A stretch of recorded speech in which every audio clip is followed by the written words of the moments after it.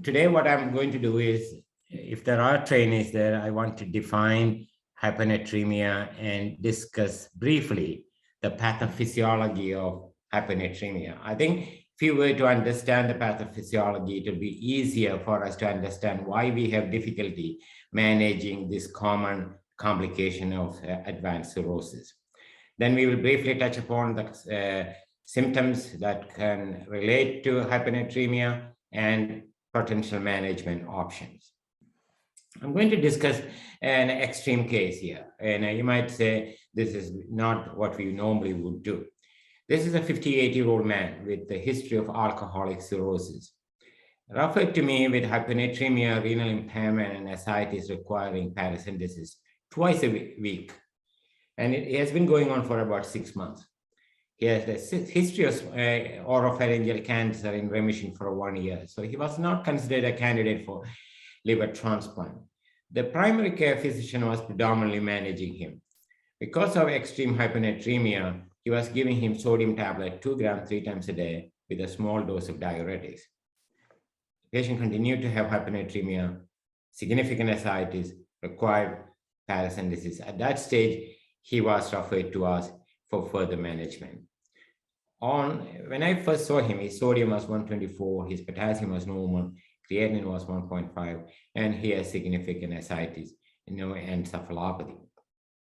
And he was getting malnourished. He was almost sarcopenic. So we will discuss, you might argue this was not what we normally do as hepatologists, but this is an extreme case to illustrate the difficulty managing hyponatremia and some of the misconception in the community, how to manage hyponatremia. So when you see hyponatremia, traditionally it is defined as serum sodium less than 135. And it could be true when the osmolality is less than 280, or it could be pseudo when it is true, osmolality is normal, but there is hyponatremia.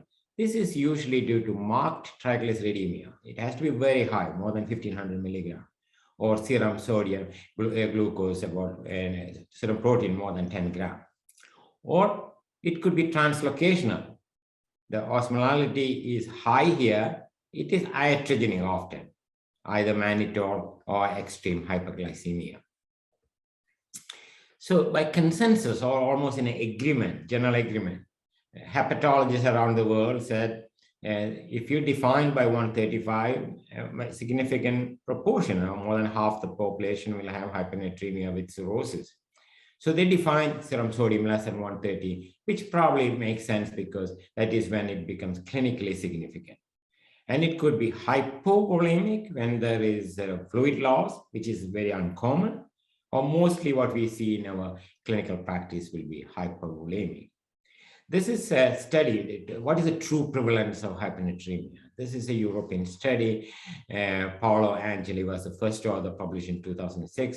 They had both inpatient and outpatient population. They looked at the hyponatremia and found that about 1 in 5 have sodium less than 130, and about 6% had less than 125.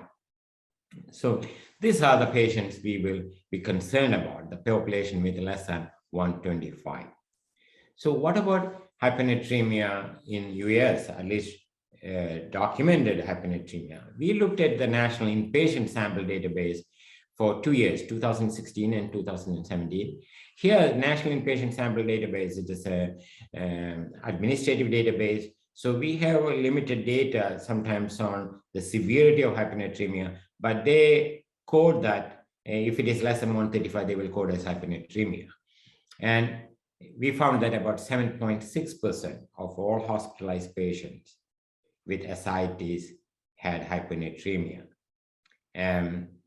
If you look at the population with ascites, no hyponatremia, it's about 25%, and other patients are admitted with cirrhosis with other complications. So when you look at the patient with ascites, a significant number of them will have hyponatremia.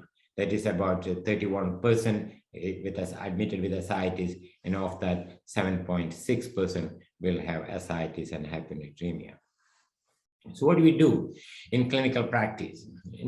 When you see someone with hyponatremia, we have to define whether it's acute or chronic. It is very important to define that acute and chronic, because in chronic hyponatremia, brain gets time to adapt to the sodium. So the complications are less frequent. It is not true in acute hyponatremia, brain doesn't get time to adapt. So once you, by definition, we say true acute is less than 48 hours. But in clinical practice, sometimes it's very difficult to know. When you have patients admitted with hyponatremia, you don't know how long they had acute hyponatremia. Then we have to define whether it's a true hyponatremia or not. It is very easy. We don't need to do osmolality. Even otherwise, clinically, we can make that distinction. And we will probably do a CMP, compensate triglyceride and glucose. And we make sure there is no iatrogenic reasons for that. Then we define whether it's hypovolemic or hypervolemic. As I previously alluded to, this is hypovolemia is very uncommon. It is overdiuresis or significant diarrhea from lactulose. And clinical findings are relatively easy to know. The JVD won't be elevated. There will be signs of dehydration, and they have relative absence of ascites and edema, and lab findings will show pre-renal uremia. We are going to discuss mostly the hypovolemic or dilutional hyponatremia. It's very common. The reason is the impaired renal solute free water excretion, resulting in renal retention of water disproportionate to sodium. And the patient will have significant fluid overload in terms of ascites and edema. So for the trainees, and I'm going to discuss briefly the pathophysiology, or how we understand why patients develop hyponatremia. If the homeostatic mechanism is intact in our body, the total body water is kept at a narrow range, even under extreme conditions of fluid intake. This is mediated by intact osmoreceptors in hypothalamus. The effector mechanism is the mechanisms in the kidney via ADH. We will briefly talk about that.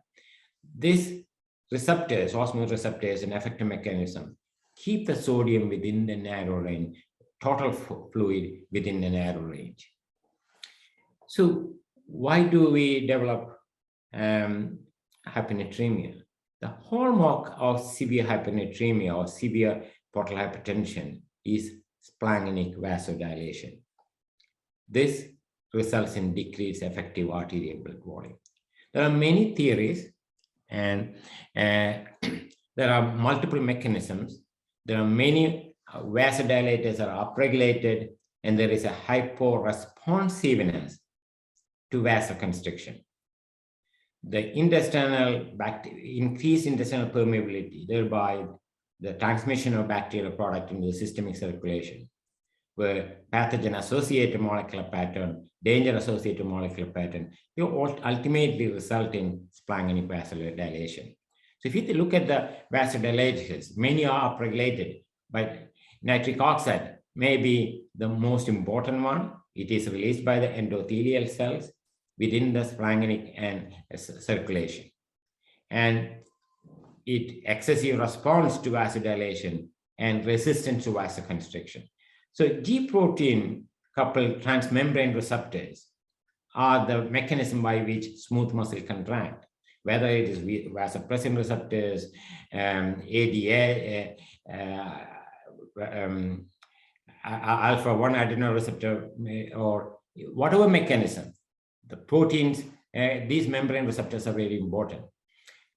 You don't think that transduction signal pathways are interrupted in patients with cirrhosis. It may be a functional defect in these G protein receptors. This may also explain why some of the drugs we thought will work very efficiently did not work in this situation. So what happens when there is significant systemic and splanchnic vasodilation?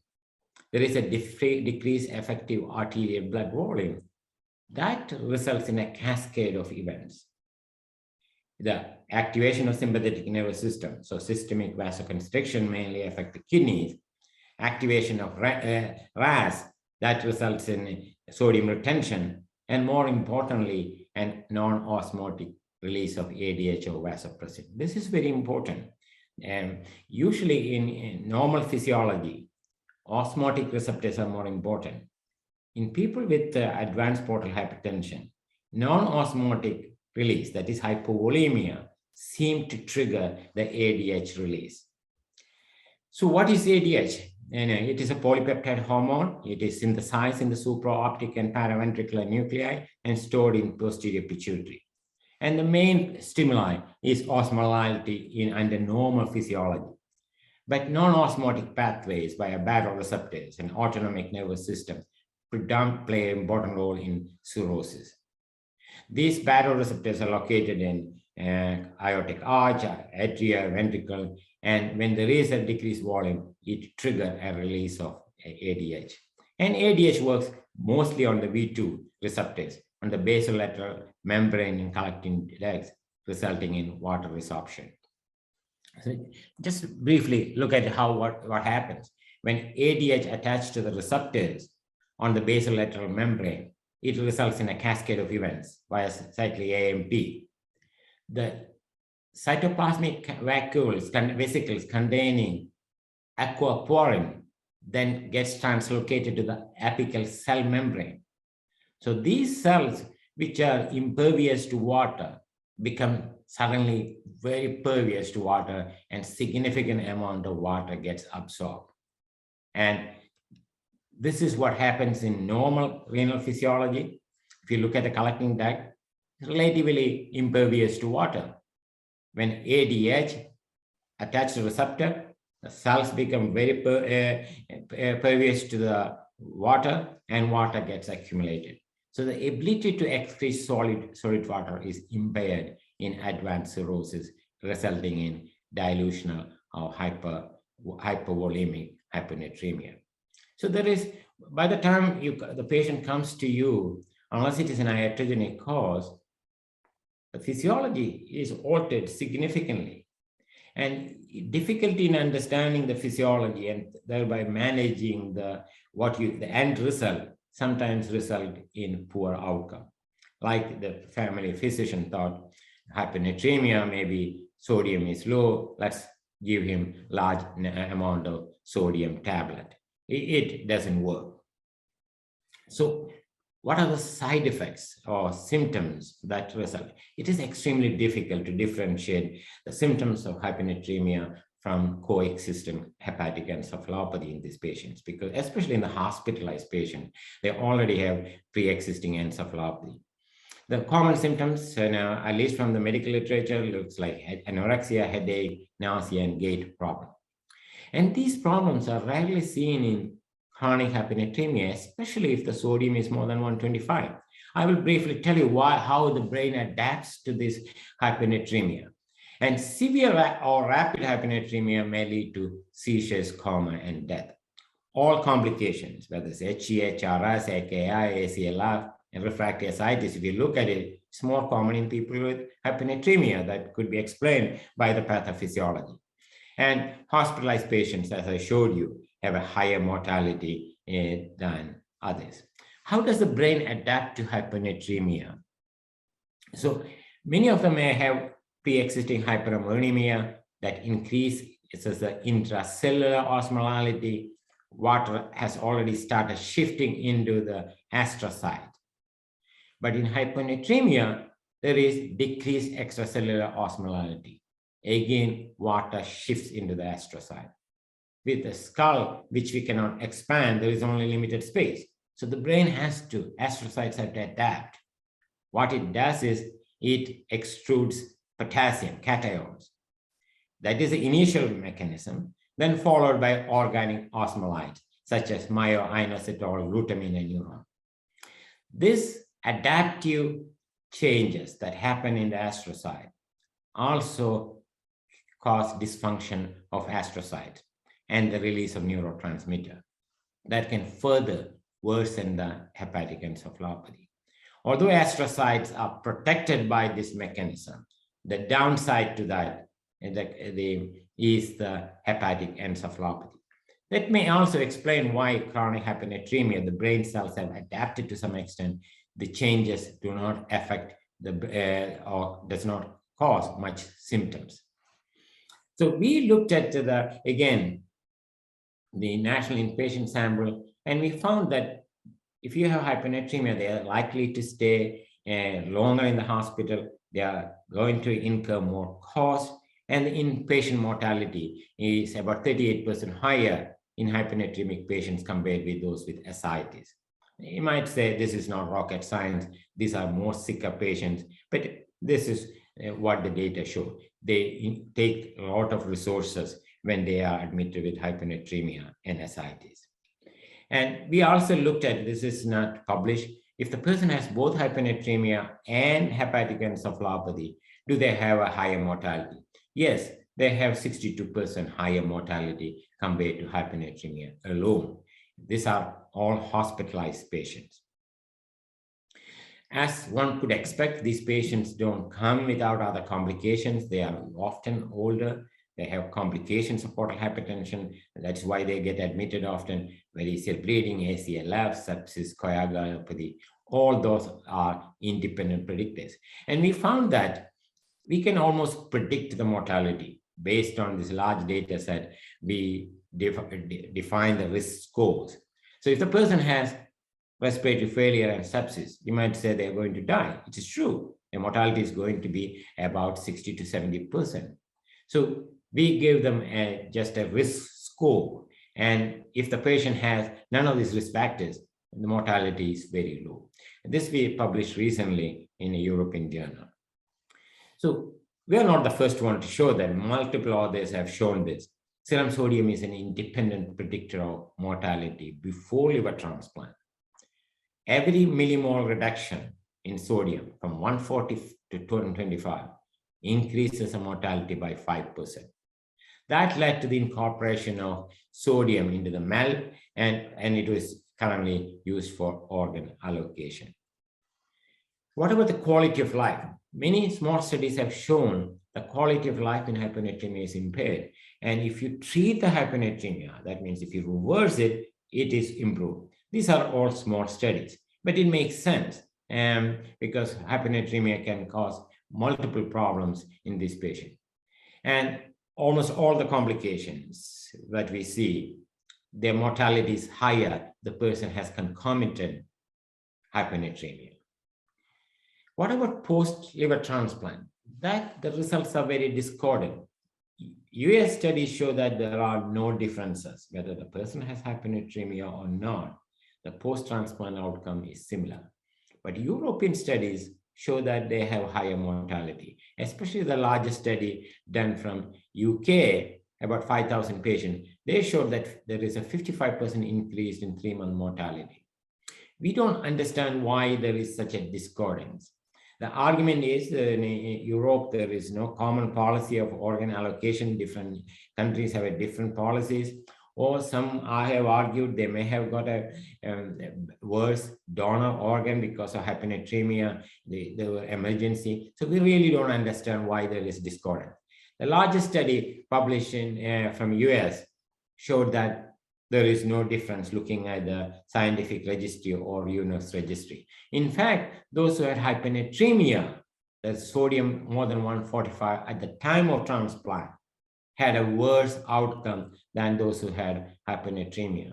So the jury is out, and we think probably based on the large data sets from US, serum sodium may not be an independent predictor of post-liver transplant mortality.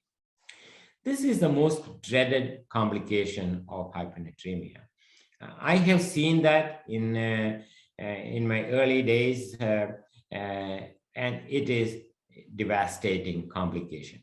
This is now known as osmotic demyelination syndrome. It is caused by the destruction of the myelin sheath in the pontine and extrapontine areas. It affects the cerebellum, cerebral cortex, subcortex, and thalamus. It is very uncommon, at least documented ODS is very uncommon, 1.2%. And one of the most common reasons why they get complication is rapid correction. Just adding potassium, for instance, if the patient comes with hypokalemia, some of the alcoholics do, if you correct the potassium, when the potassium enters the cell, sodium comes out, hyponatremia can correct. If you don't monitor their sodium, sometimes they can go overcorrection phase. And so it is very important in hyponatric patients, especially in acute hyponatremia, to monitor the serum sodium very closely.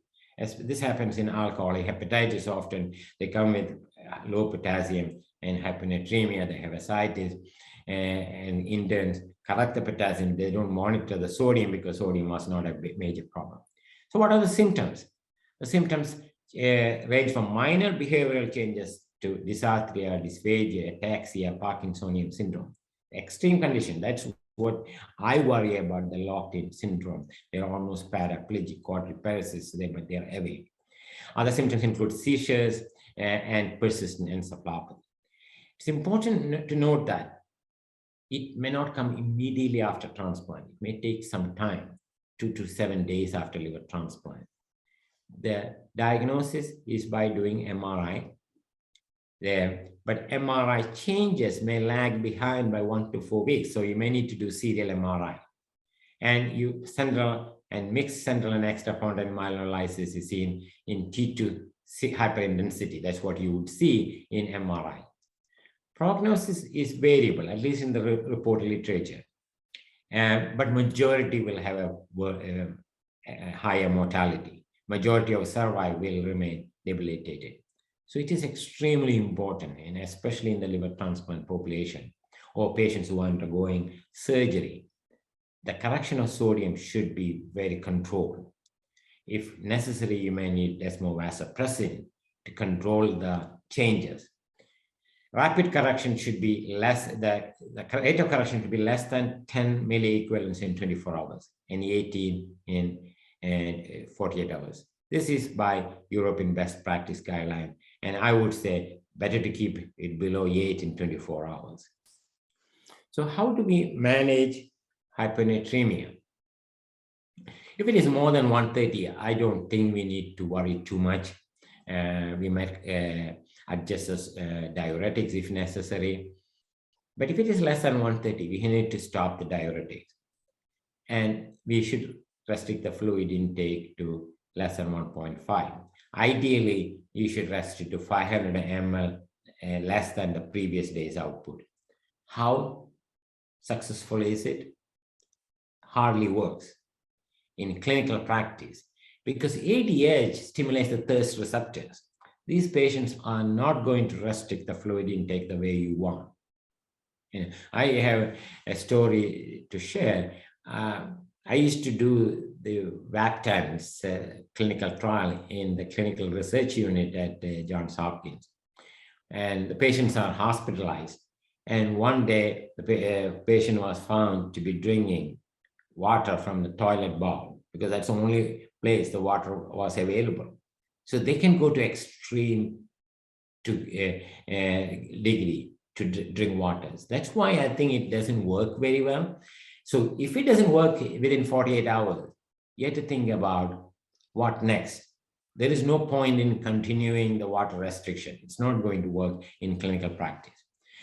We would treat hypokalemia because, as I said, as a potassium enters the cell, sodium comes out, and it may correct to some extent. And we need to treat precipitating causes.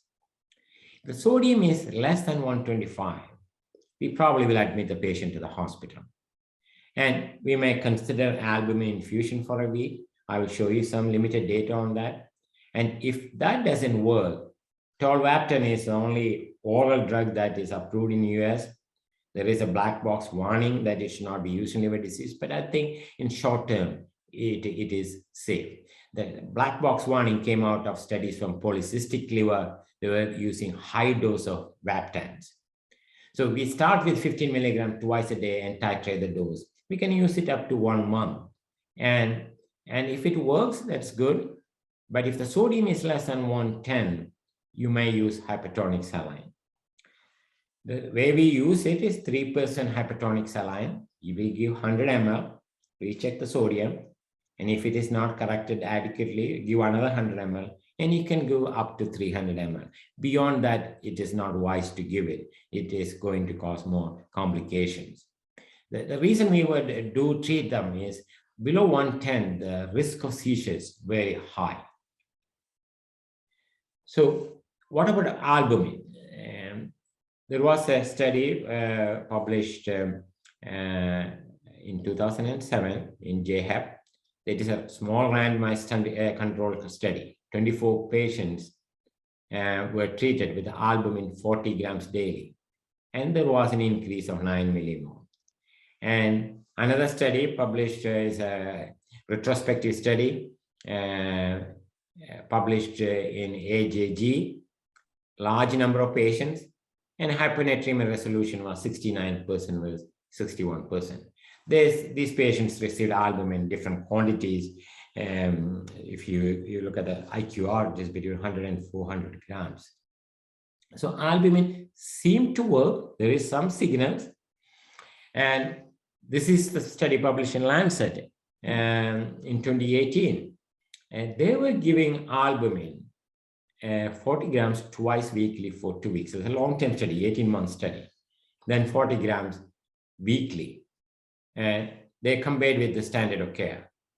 And hyponatremia, there was a 50% reduction in hyponatremia in the patients treated with albumin compared to standard of care. The problem with this strategy was we had to replicate this study in a larger population outside Europe. Second, it is going to be very costly. Although they were doing it as an outpatient, it's going to be very costly. So long-term albumin seemed to improve sodium or prevent hyponatremia. There was a lot of interest about 20 years ago. When you look at the pathophysiology, ADH plays an important role in hyponatremia. So it makes sense to block the ADH. And I was fortunate to participate in some of the earlier trials with this agent. So currently, conivaptan and tolvaptan are the only agents available in the US. Conivaptan is IV, tolvaptan is oral. The problem is the benefit of hyponatremia is very short-lived. We don't know the exact reason. It makes sense that receptors are functionally defective. So V2 receptors may not be functioning very well in a patient with cirrhosis, or maybe the complex pathophysiology doesn't control the hyponatremia by just blocking the V2 receptor. So meta-analysis, no long-term benefit in survival. Increased thirst was the only major adverse event. I previously alluded to the black box warning, but that was based on polycystic liver disease, large doses. So this is a summary of the meta-analysis. As you can see, there was a lot of interest. There were 12 trials, more than 2,000 patients, 8 were double-blind. There were no differences in mortality, bleeding, encephalopathy, SPF, SPP, hepatorenal syndrome, and renal failure. And the median increase or mean increase of sodium was only 1.8. So this started as a good idea, but in clinical practice did not work out. So next 2 minutes, I will talk what we will do in a situation where a patient has to go for a surgery, either liver transplant or another surgery. And we should do surgery in people with extreme hyponatremia only if it is critically important. Severe hyponatremia is defined as sodium less than 120. We will do the general things that I discussed earlier: correct hypoalbuminemia, give albumin, stop the diuretic, treat the precipitating cause. And if it is less than 120, you can still proceed to liver transplant because if the patient is very sick and unlikely to survive many more days, you may proceed. There are no controlled trials. This is all more anecdotal experiences. You could do CVVHD with low sodium dialysate. Unfortunately, dialysate doesn't come pre-prepared. So the pharmacy has to make it. And there is an equation that is available for the pharmacist to make half normal saline. And that's not that difficult if the pharmacist is interested. And some centers will do desmovasopressin in this condition proactively to reduce the rapid fluctuation in sodium. And it has been shown to be effective. Again, that has to be a multidisciplinary decision. Anesthesiologist should be on board, and then you can do the transplant. The sodium is less than 120. Then it is very tricky. I would be very reluctant to put the patient through, because when there is a metabolic acidosis, anesthesiologist will have to correct their sodium. And they give sodium bicarbonate. There is an agent called Tris that is available in Europe that doesn't have sodium, but Pfizer, that was making it in US in 2016, stopped making that agent.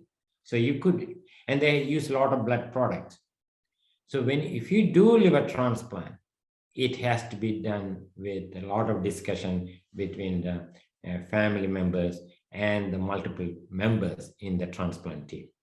And again, we would do it with CVVHD, so desmovasopressin, and done very carefully.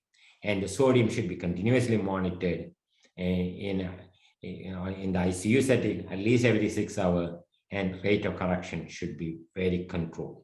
Otherwise, we are going to see serious complications. So more than 120, you could proceed under careful condition. Less than 120, it could be fatal if you don't control the sodium correction well. So what did we do? This patient obviously was not managed very well. And we discontinued the sodium tablet and diuretics, and sodium improved to some extent, but still required paracentesis. And he didn't have any encephalopathy. We did tips, we corrected the problems, and he did extremely well. This guy, now it's 3 years after tips, his muscle mass has come back. He's on a small dose of diuretic and not malnourished. He doesn't want transplant. He says people ask him what happened to him, how well he looks, and this guy is doing extremely well. So his hyponatremia is predominantly driven by portal hypertension, and when we corrected that, he got better. In summary, it is a common problem, and hepatologists come across this very commonly in the inpatient practice. But symptomatic hyponatremia is not that common. Treatment is predominantly fluid restriction. I discussed the caveats to that. It doesn't work in most of the situation. And we had to stop discontinuation of diuretics and treat the precipitating factor. ADH started as a good idea, but B2 receptors, antagonists, it has been very disappointing. B2 receptor. Intravenous albumin may be useful, but the data are limited. We need more data, and it may be costly. Osmotic demyelination syndrome should and could be prevented by preventing rapid fluctuation of serum sodium. And liver transplantation is only curative treatment. The only slide conflict I have is, I have a book that is coming out next week. Johns Hopkins Press is publishing. If your patients are interested to understand liver disease and its pathophysiology, it is written for the patients. They may be encouraged to get a copy of this. Thank you.